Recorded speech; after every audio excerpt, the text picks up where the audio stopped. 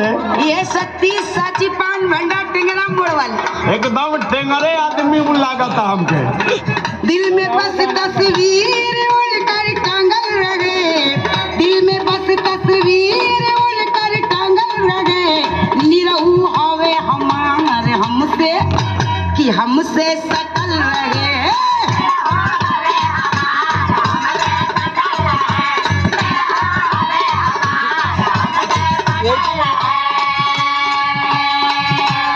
अरे दिन थवाई तो बड़ा बतिया रे।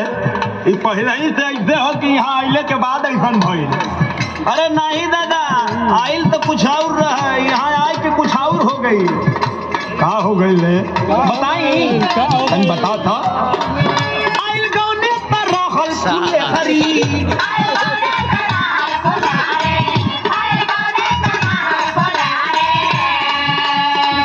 देखा कैसे ई भइल टिटिहरी।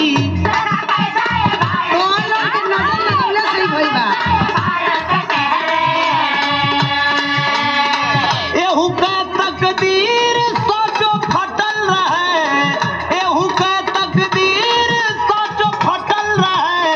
दुलही रहे बीमार, निरहुआ सकल रहे।